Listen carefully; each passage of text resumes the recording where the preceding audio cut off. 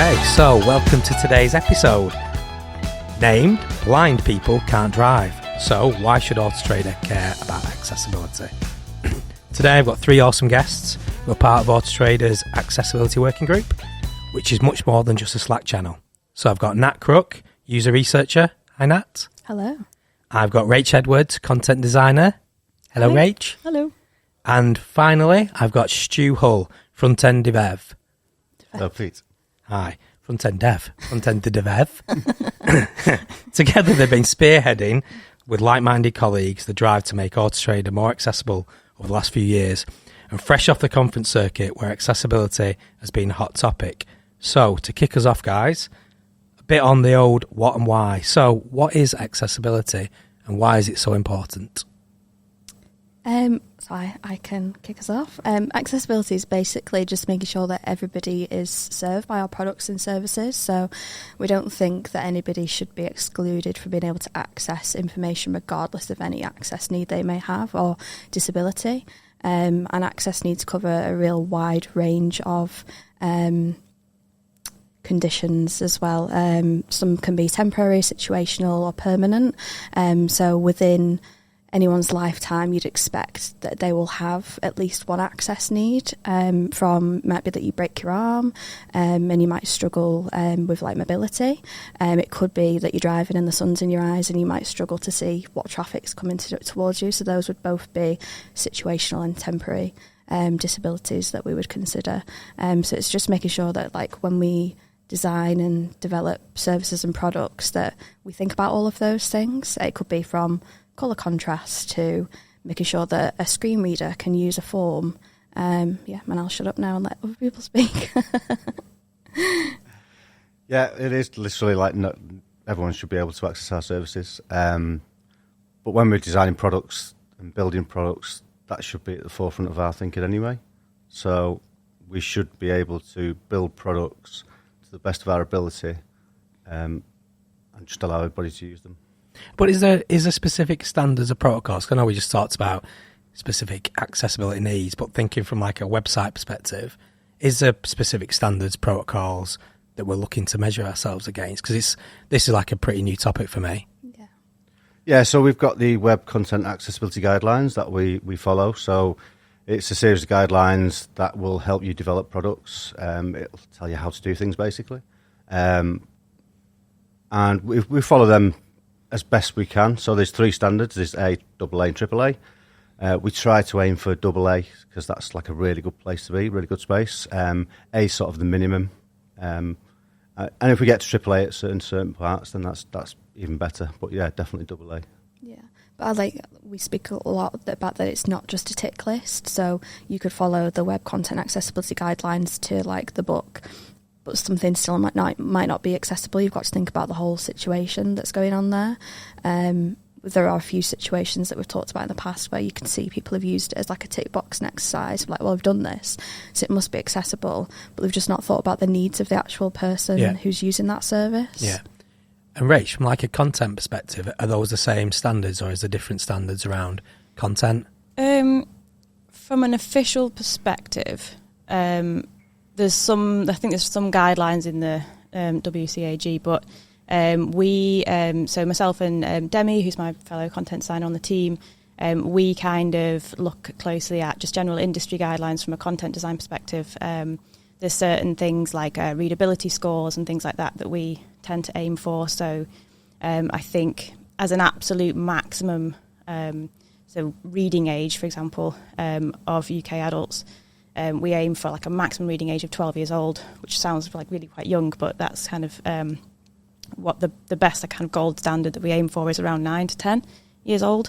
And that just means that's kind of a level that most UK adults, according to Office for National Statistics, for example, like most UK adults kind of read most comfortably at that level, around 9, 10 years old. So we try and make sure that any content that we write kind of adheres to that. We use certain tools that we can kind of measure the readability. So yeah, we focus very much on that, especially when we've got like complex content that we need to simplify, which we do get a lot of here at Autotrader with automotive and financial language and things like that. So yeah. And what before we go into some of the practicalities of it, in terms of research done around accessibility, is there something that you talked about the Office of National Statistics? Mm-hmm. Is there other bodies that are doing a lot of research around accessibility, or is it something that companies themselves have to embark on research on? So there's research to do, like the web accessibility content guidelines. I'd expect that they are built based off research that happens, but it's really up for us as an organisation to do research when it comes to our own products and services, because there's niche things, there's different things going on. And nobody is going to use a product and service the same way across the board. Everybody has different requirements. So we do our best to make sure that we do inclusive recruitment participant when we do research. So a recent product release that we had was obviously Deal Builder, and throughout that process we did screen reader testing. When we did user research, we included people who were neurodiverse and people who would deem themselves as financially vulnerable, to make sure that obviously that's a brand new finance product, and we wanted to make sure that people understood the terms and the information that we're presenting them, so they weren't going into a journey being vulnerable in that situation, not understanding the information and getting themselves into a finance agreement that they couldn't afford to pay in the end. So there is a baseline of research, we can have a look at gov.uk, NHS, they do great design principles and user research principles about accessibility, but it's really up for us to then go and take that a bit deeper and test our own products and services as well. Yeah. On the intro, I was talking about the accessibility working group. I need to get my teeth in today. In terms of the accessibility working group, how many people are in it now? Because I know it started a few years ago, and I got a nominal invite and then did the usual of came to the first meeting and then drifted away. So how many people have we got in the working group now? So we've got 7 active facilitators in the working group. We've got, we talk about, it's not just a Slack channel, but in our Slack channel we do have over, I think there's about 200 people now across the business. If we take a step back to where it started, so when I joined the business about 4 years ago now, me, Stu, and another front-end dev, Chris Gibbons at the time, we were all facilitators of our disability and neurodiversity network, and accessibility was this little thing that sat within that group, and we started to just it became apparent that it was too big to just be 3 of us that sat within one group about disability and neurodiversity, and we needed a bit more focus on it and more people, and we kind of tried a few times. There was at the time, I think it was probably more developer focused, wasn't it? There were definitely more developers involved, and we would meet and we would chat, but we would always struggle to get the action off the back of it and get things moving. And that changed slowly over time. And you mentioned that you obviously got brought in at one point. So there was a point where we kind of got assigned stakeholders. They were these are the people that you need to be working with if you want to drive change. Use them, bring them in. And it worked fine for about a month. And then we realised that it wasn't that those people didn't care about accessibility. I think there was a level of not understanding what accessibility was, and I think when we talk about disabilities, people always get the fear of saying the wrong thing, which means that they don't interact as often as they want to or should, and that kind of really trickled off. And again, it was kind of me and Stu, the 2 people left in the room to talk about accessibility. And then we had a wave of new designers and content designers join the team, and we obviously, me and Stu were very good at just going around the business and annoying people and speaking about accessibility, and we found this group of people who were really passionate about it, and the group kind of formed from there. And because I think we found a group of people who were so passionate about it, it just felt so natural. And when we wanted to do things, then people wanted to have actions to take away, and they were being just self-serving, oh, this is a great idea, I'll do that and I'll help. And I think that's the bit that we had. Before, it was me and Stu, and we really struggled to have the manpower to actually go out and do enough things, whilst we all were also I'm full-time researcher, he's a full-time front-end developer, so it's accessibility is part of our day-to-day jobs, but as network leads, we also needed the manpower to actually be able to do things the workshops that we do in the office now. So that catalyst of new people joining and just getting a bit of and the passion behind that as well. So obviously, Rach, you're one of the more recent joiners, so accessibility, obviously coming in with an interest in it. So where did your interest pre-Autotrader come from? If I'm honest, Autotrader was the first place where accessibility, like where I've worked, where accessibility was even a thing and talked about. So I had never really, I hate to say it, but I'd never really considered it before in my roles. Yeah. It just wasn't talked about. So when I came here, I discovered that through the working group that I did already have a passion for it. I just didn't have that label, I guess. So like from a content design perspective, I've always been like kind of a writer and stuff, and I've always been quite passionate about just making sure that thing that's really, really complicated, I can make that really simple. And I really enjoy doing that. And it matters to me because I hate being the person who is like kind of excluded from a conversation, if you're not really sure what people are talking about and people are using acronyms and initials and things or like, really complex terminology that I can't understand, and all of a sudden you feel quite isolated. And that's not nice. So I've always been like absolutely loved simplifying content and make sure that people can understand it and give people a fair chance. And it turned out that that is part of accessibility. So when these guys were talking about that sort of thing and raising it in, design crits and things like that, critiques, it was like, oh wow, okay, this is actually really, really important. So it's just channeling that passion you already had. Exactly, giving it a home. Yeah, and expanding it, I guess, yeah. And because obviously some organisations, it's very top down, we're relatively flat. Is it important that we get leadership buy-in for accessibility? Have you found that that's helped or hindered? Yeah, I think that was one of the biggest blockers for us, is that we were two people who worked in product and tech, but we weren't in control of like the product roadmap or the tech roadmap and assigning developers or training people in accessibility. And so like accessibility, I could control accessibility within research and make sure we were doing inclusive participant recruitment and inclusive research. Stu could do his best at doing like building accessible products in your product areas or really pestering other developers to do that. But until we had that buy-in from senior stakeholders and up to our operational leadership team, we really struggled to get it wide enough to have impact. And that's something that we've definitely seen, I think, within the past 2 years, is that we've had more of those conversations with like operational leadership team and more of our like directors, and they've seen the importance of it and they've become really bought into it. And we have an annual training budget now where we can train people. If we identify that there's a skills gap with QAs, we can go and find dedicated training for that group of people and really upskill them. And that's something that like the working group that we work with the business to help provide.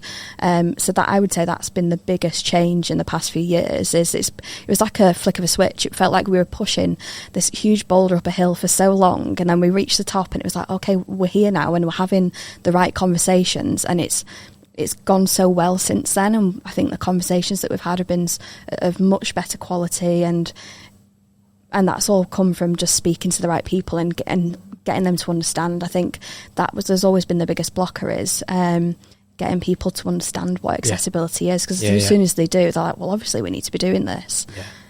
Yeah, I think it's like let's say Nathan's point of view, he's always been advocate for accessibility, but it's never been pushed as much. So, and I think the fact, I know things don't come from the top down and get pushed out and forced onto people, but the fact that they were talking about it and saying these products need to be accessible, and I think that really helps massively. It then gave us more, not necessarily power, but more power to really challenge people, because it's like, right, this isn't just us annoying you now. Like, there are other people in the business that have identified this is important and we need to be doing it. And I think, to your point, it's like it's always been identified as something that was important, but it's always been the first thing, like previously, that was like, oh, we'll come to that later, or we can't do that yet. We'll get to it though. Whereas now it's like, no, we don't release this until it's accessible. And that has been a huge mindset change. And just like from speaking to other people in the business, saying that it's not just us that are challenging people anymore. It's like we're seeing it like other product people that are challenging people and say, no, we don't think that's right, or coming to ask us for advice before something goes live. Like having a developer come and say, can you do some screen reader tests on this before I push it live? Like if I look back 2 years ago, like I would never have expected that to happen. No, designers but we're come seeing, to me and say, yeah, "Oh, can you look at this? Or what do you exactly. think of this? Or does this work?" And it's Yeah. like, yes, yeah, And people are coming to us as well for like like we're talking about internal accessibility as well. Like for our colleagues, and people are coming to us going, "Oh, we're actually thinking of running this workshop. Can you check over the agenda and make sure it's accessible for everybody as or well?" even which like, is is the PowerPoint that I'm Yeah. using accessible? And even things like we have internal products and services as well, like that we use, like tools. So like, are they accessible? Like we need to be serving our consumers and customers, but we also like use tools internally, some of which are really not accessible.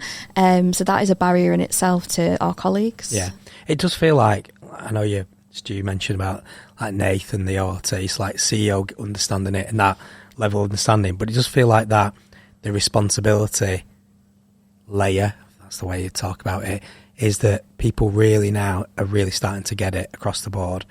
And I know we'll talk about some of the conferences you've done in a bit, but does it feel like you're now riding that crest of the wave? Yeah. I think we're still right at the start. Yeah. As in, there's a lot of people interested in it now, but I think we've still got a long way to go. Yeah. To get it part of everybody's day job and thinking about it. Yeah. So when you're building something that, does this work with a keyboard and things like that, but yeah, it's a massive step from where we were 2 years ago. It feels like it's easier now. It definitely felt like every conversation we had about accessibility was a challenge previously, whereas now people are coming to us and asking questions, and even if we approach them, they're more receptive to it, and they're like, okay, they want to learn. So that, I would say, that has been the biggest change. Like it's a weird one because we speak to other companies, like we do like knowledge sharing sessions with other companies, and we speak to some and they're like, oh wow, like you're so far along, but we still feel like we're in our infancy. So I think it's validating in a way where it's like, oh, actually we are progressing, because sometimes you can get really bogged down, but also it's a bit sad that like we still feel like we're in our infancy, and like to some extent we are, from an accessibility perspective, and that other companies are further behind us. Like I'd say like that's really poor. Like just on like across like tech and industry, like we as a whole collective need to be doing more about accessibility. Cool. And it feels like as well, we are like, we've got some really, really good momentum now, but we're all really aware that if we even ease off just a little bit, that momentum can drop. So we're like constantly having like, retrospectives and things, and talking about like, hey, the last year, for example, we had one recently, didn't we, where we looked back on the last year of the accessibility working group and thought, okay, these are the things that have gone well, but okay, we need to do more. We need to like, how can we improve it? How can we grow it? It's engagement. Otherwise, if we sat back now and thought, because other people are telling us we're so far ahead, and it's like, oh, brilliant. We'll rest a bit now. We'll rest, and then people, all of a sudden, those conversations will probably die off. So we need to keep. And then the bad habits will kick back in. It's like, oh, we'll release this and we'll think about accessibility later. Like it'd happen. So if you're thinking, say I'm a listener on the other side, and I'm in a company that doesn't do accessibility, it's not really talked about it. Can you take us through like some of the things you're doing just to get that awareness? I went to one of your courses, the Intro to Accessibility, and it sort of blew my mind when you heard lived experiences. So yeah, if you just take us through some of that stuff you're doing to get that broad organisational awareness. Yeah, so it goes back to the point I made about understanding accessibility and that being one of the main barriers, and we had an opportunity to do some training with our colleagues, and we thought, like, what is the point of this? Like, what do we need to do to be able to build that momentum? And it came down to like helping people understand what accessibility is, and that everybody has a part to play in it. And when we speak to a lot of people, they think that accessibility is a developer's job, and it's nothing to do with anybody else. Sometimes design, sometimes research, mainly tech.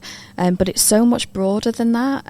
There are, like we have an omnichannel journeys, online and offline. We need to make sure that whole journey is accessible from like contact methods. You know, like if we were only to provide contact methods via telephone, that would completely exclude people who are deaf and hard of hearing because they can't use telephones, they use text-to-speech services. So just thinking about that from our customer service teams and all of stuff like that. So we introduced our Intro to Accessibility workshops, and we really wanted that to be targeted at everybody in the business. And we've done a lot of work to try and promote those.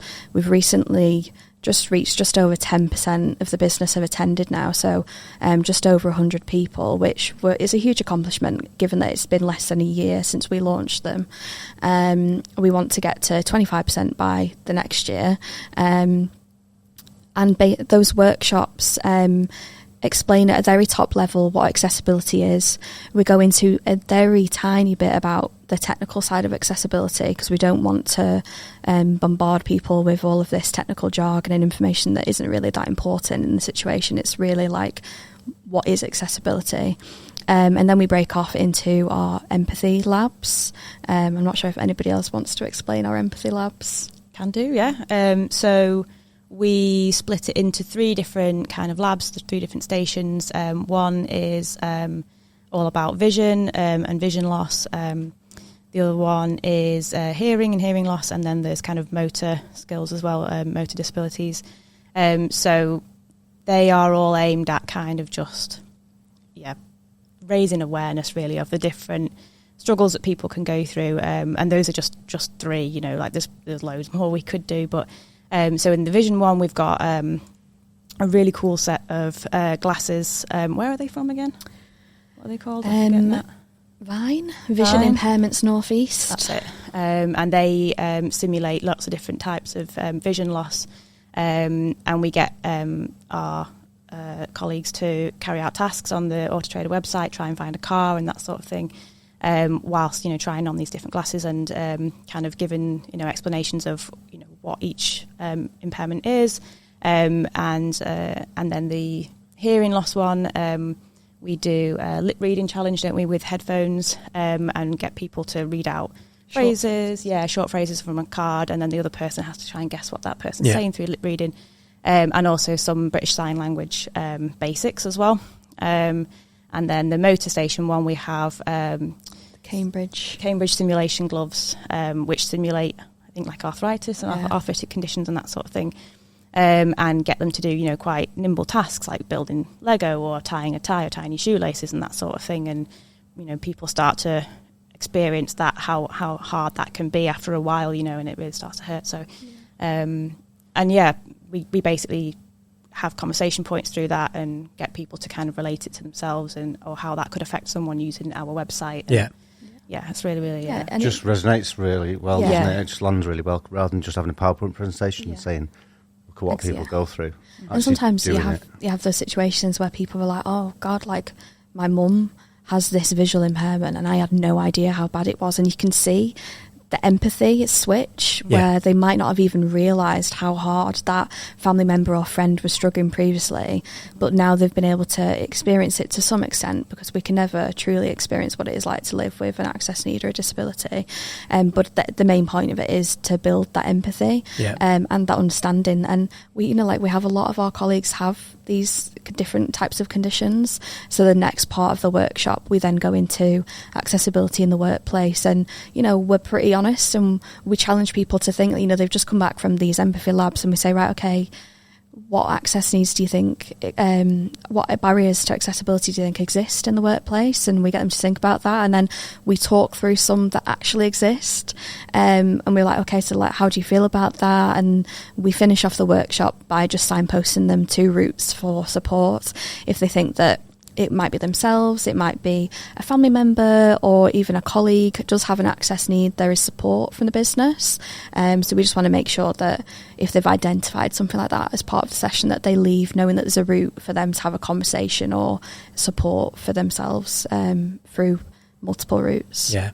I mean, I think when I went out, the 2 things that jumped out straight away were when we went through the colour blindness simulator, just think about some of the PowerPoint presentations we do, and especially it's around delivery, and you've got like RAG status and the fact that no one can, or people with colourblind can struggle to distinguish between the colours, and then the other was on the content side, the dyslexia simulator, and how when the content is really simplified, even when the words were moving, I could still understand what it was trying to say. Whereas when you look at a really complex page, and I think I was on it with a few devs, Stu, and that was something that, just thinking the technical side of things, how do we then take that from a more general intro into sort of like the dev tools and getting the devs to think about this in their day to day? Yeah, so we had an external company come in to deliver some dev training, and I thought, this is great, but a lot of people know all this stuff,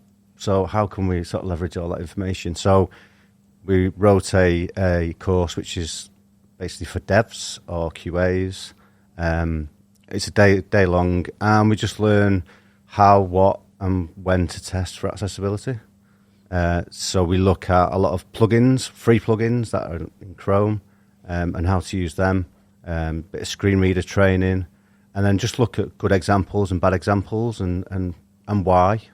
Because a lot of the thing is people don't know why something's wrong or what to do about, to look at it. And it's not just that, it works in, so there's a thing called Lighthouse that gives you a score, and it's like, oh, right, we're 99 for accessibility, so everything's fixed. But if you don't test it with a screen reader or a keyboard, or there's all different other things that we have to do to make sure that it is accessible. And is there specific, like you mentioned a couple of tools there, but is there a specific set of tools, say, if I'm a test engineer or I'm a front-end dev, that actually we're promoting to use? Is there specific things, or is it down to the individual to choose from a selection? Yeah, I mean, I choose the ones that I use, and there's a few plugins out there that sort of do the same thing, but likes of Wave is a plugin, which is great because it'll just look at your DOM on the page and just point out things that are wrong, which is great. Then you use your colour contrast checker to make sure the colour contrast is fine, which I would say here we don't have an issue because our designers already think about that, so it's already done before we get the design. But then use a screen reader, so you can use VoiceOver on a Mac, which is free. Then you've got JAWS, NVDA on a Windows machine. Use those. Make sure it works with a keyboard, so don't use a mouse or a trackpad. But yeah, there's loads of different tools out there. But I think the message is you have to use them all, not just one. And go, we're accessible, because like I say, somebody with a keyboard might not be able to use it. And have you seen, I mean, one of the things we talked about just briefly on is in our Deal Builder journey, which is like a new part of the site that we've been developing for the last year or so. But is that one of the ones, especially around finance and the finance online car application, is that where we've really doubled down and we can start to see how good it could be? I think from that point of view, the whole journey, the whole Deal Build journey, we really broke it down to things like, we had one question per page rather than a long form where you have to fill loads of information in. So the cognitive load is quite low because you're just asking one question, move on to the next question. Finance, I imagine, Rach's job was quite difficult because there's a lot of technical jargon in finance, and we had to make that as simple as possible, but also make sure we were FCA compliant, so you can't go too far with it. But I think because it was thought about from design stage as well, I think it just helps massively. Yeah. Huge. Yeah, I mean, Rach and Lee Jeffrey, who was the designer at the time, like, you did loads of work on different media types, and not just writing an explanation, but showing an image, a visual, a graph, or a video to explain it as well. So, and that really helps people who are neurodiverse, because everybody has different learning styles. I'm such a visual learner. If you show me a paragraph of text, I'm probably just going to skip that and try and find the information somewhere else. So the fact that we were showing the same message but in different formats just made that more inclusive. Yeah, it layered it up. Obviously, we can't do that for every piece of information, but we identified through research and user testing like the most difficult. We kind of did an empathy mapping type of exercise, and we identified a certain points of the journey where people were struggling the most. And so we would add one, for example, was where we had to describe the difference between like HP and PCP finance, which I knew nothing about when I started, so I had to do a lot of research. It was a learning curve for me, but that was where we, like Nat said, we layered up. We were like, okay, so we'll have a really, really simplified text, copy description of it, but then we'll also have a visual that backs it up and looks at how kind of visually displays how that product is split up, and then here's some video content which is, captioned and everything else and accessible.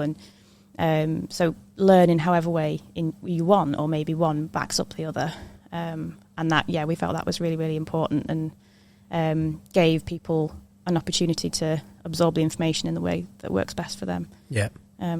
Which was really important, as you said, for technical language like finance was a big challenge. Yeah. And there was loads we wanted to do with the language. And like Stu said, we had to compromise a little bit. Our compliance team have been brilliant actually with helping us kind of go rein us in a little bit. But we were able to find compromises and still make sure it was way better than it was before. Yeah, it does feel that it's just getting that balance, isn't it? I think we talk about a lot of Autotrader, that healthy tension of wanting to go one way, but knowing compliance-wise we've got the other. Yeah. So do you feel that friction has got us to a really good place now? Absolutely, yeah. It was a learning process of ways of working as well for us, of how to find that balance between, making sure, obviously we've got to make sure that we're compliant, especially with something like finance, which is really, really complicated. But we gradually, over time, we figured out a really nice way of working with both teams, which previously we hadn't had to work together that much.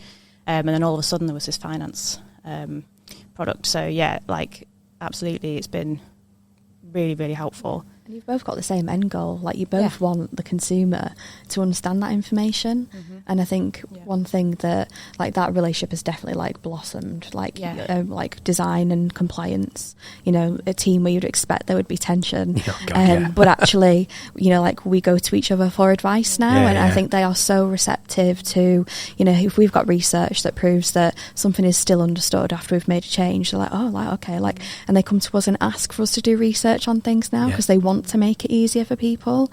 So I think just that whole process has just built better relationships across those teams as well. Yeah, it does feel like that key, that when people understand it, it just and the penny drops. Yeah. That's what we all want from it. Like Nat said, we have the same goal, and we have to. It's about protecting customers and consumers, making sure that they're not misled, making sure that they're not put in a vulnerable position.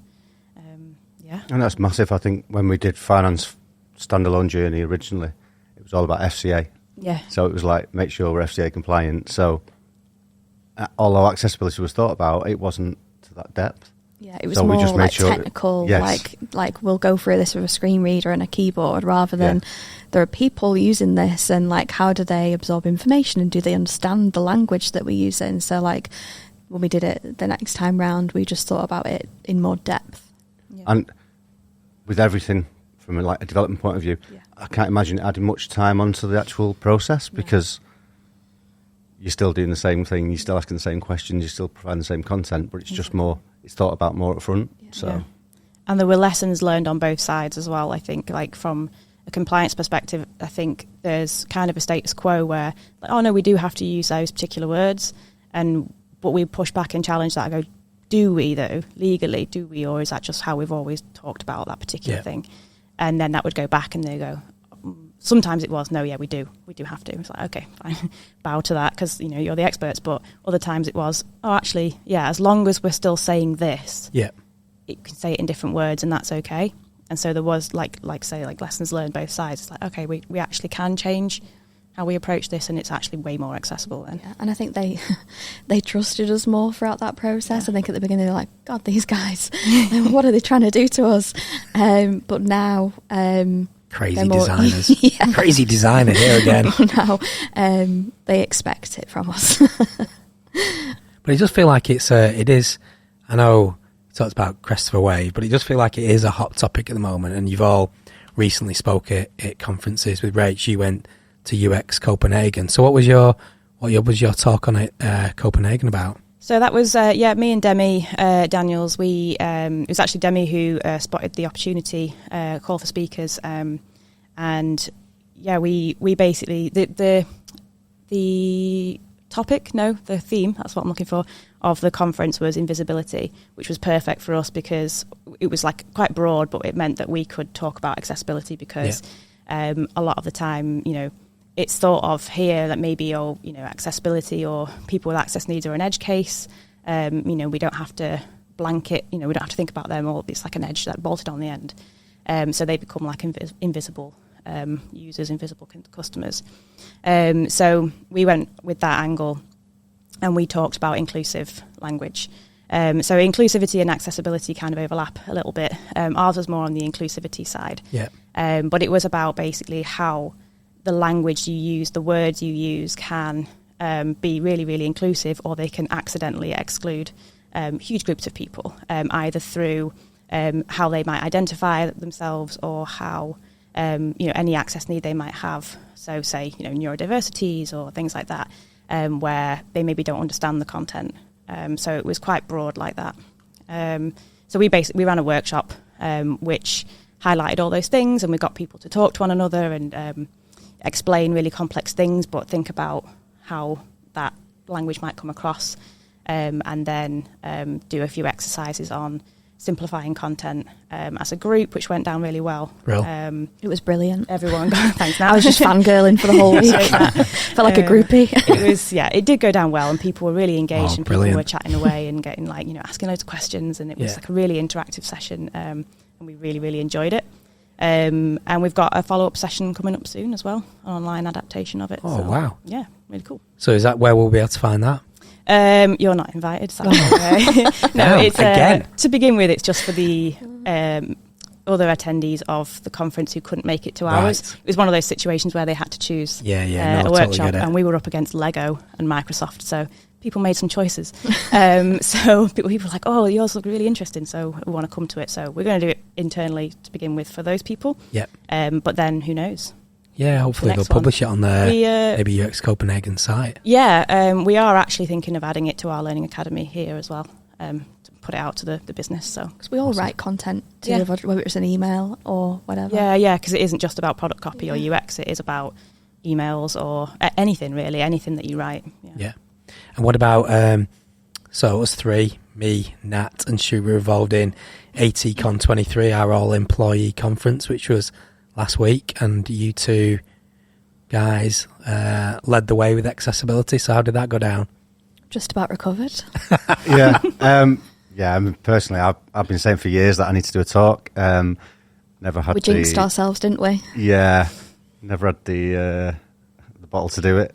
And then Pete kindly asked me and Nat to do a talk about Was it 2 kindly? weeks before, 2.5 weeks before the conference. So, but I loved it. Loved it. I think just getting the message out there to a room of people like that, it was brilliant. Yeah. I think it's really well received as well. Yeah, me and Stu, it's like we switch bodies, because I'm normally the one that's like, yeah, let's do it. And Stu's like the one, no. And we were polar opposites. I was like, oh my God, I don't want to do it. And Stu was like, it's going to be great.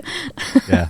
No, it did go down brilliant. I mean, I was in the room and there was like 100 plus people, and just the vibe was great. What's it done for take up on the intro into accessibility? Have we seen a bit of a take from employees? So we've had about 30 people who've signed up to our internal workshop since then. Stu's had some people sign up to your dev specific training. Had just people message us on Slack and say that was great. We're thinking about accessibility within our area of the business. Would love to talk to you more. Which is perfect timing, because we're about to work on our accessibility champions group, because I think one of the barriers that we see with our group at the minute is that we are a group of people who sit in product and tech, so we know about accessibility within product and tech, but there are so many roles outside of that, and rather than us learn what accessibility means for everybody, we thought if we reach out to these people who are passionate about accessibility within their role. Rach just admitted when she joined the business that she didn't know anything about accessibility either, but over time we've learnt that, so we want to engage with these people and create this group of accessibility champions so that they can go back to their areas, whether it's our customer facing teams, whether it's sales, whether it's marketing, and they can be the accessibility champion, and they can they can find training for people in their roles, and they can upskill other people in their teams and really be the person that challenges within their areas, and I think that over the next year is where we'll see the biggest impact once that starts to grow. I think that's the thing with accessibility, because people don't know about it. Yeah, they don't know what access needs are, so I think just spreading awareness like that, whether it's from a dev point of view or just general workplace things, I think that's... Yeah, and I think that's where the great. intro sessions have been really helpful, brilliant, is that people leave the rooms and they've got like this like buzz, and we get feedback from people and they're just like, you can tell that they're excited, like they leave and they're like, oh, there's so much that I can do, but it's then helping them guide that. And it's like there might be a grad that's just come in, it's like, how do they go back to their team and get the other people in the team to want to care about it as well? So it's just supporting them on that journey. I think that's where it gets really interesting, because I think people come into it thinking, well, yeah, I care, but I can't do anything. Yeah. And I think when they walk out of that room going, I actually can, there's actionable things I can do today. And I think that's the biggest thing. It's like, okay, actually, I do have a responsibility and I do actually have some power. So I think people, I see that in their eyes when they leave. Yeah. Nice. It does feel, I mean, like when we were chatting about the conference and I was trying to get you to do a theme tune and you were like, no, nothing gimmicky. And then you played me that Apple ad about accessibility and the music with that. It was absolutely, like you sort of go away from it going, oh, I get it. No, that's ace. So just thinking beyond the Access Working Group and beyond Autotrader, are there any particular like talks, books, podcasts, TED Talks, whatever it might be that inspire you when you think around accessibility? Mine's obviously the Apple ad, because that's probably my attention span is quite short. Yeah, I can't think of the name currently, but there's quite a few on TED Talks about accessibility, and they're great, and first-hand experience. So there's a lady on there, I can't think of her name, who has spent half of her life not disabled and half disabled. So it's like the challenges that she's faced, and there's quite a few on digital accessibility as well, which are really good. So TED Talks are really great inspiration. Yeah, I think for me it's listening to like people's real life stories. It's like, I don't know how you could listen to those and then not think it's important after it. I remember when I was at uni, I was given the opportunity to go to a local conference in Manchester called Camp Digital, and we go to that quite often now as a team, but it was Molly Watt, who is part of the organisation that came in to deliver us some training. There is some weird sounds going on in this room. We apologise if you can hear that.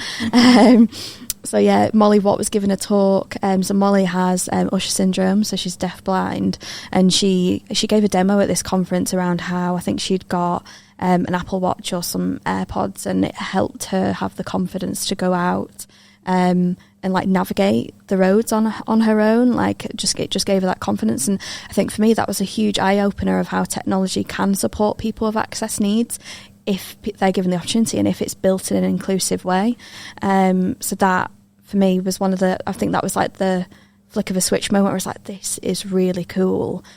You like, and it's so important. And that really was like the bit where I started, I think as a researcher as well, like my job is to make sure that people can easily use things and it's accessible for everybody. I remember learning it when I was at uni that like when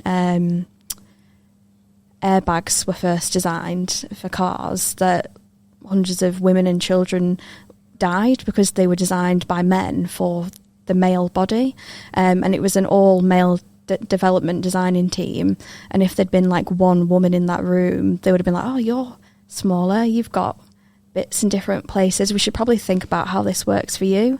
And I think that just goes back to like us as a team, like us being diverse and different, and is then makes it better. Like we build better products and services off the back of that, just from us being diverse and inclusive in ourselves. Yeah, definitely. I think when you put yourself in these situations or think about people's situations, then you do think differently, and you do even like develop differently because you've got an experience of those. I think it's just like when people speak to you, listen. Like just it doesn't always have to be a conversation. Just listen to people and accept what they're saying. It's been a huge learning curve. Sounds brilliant.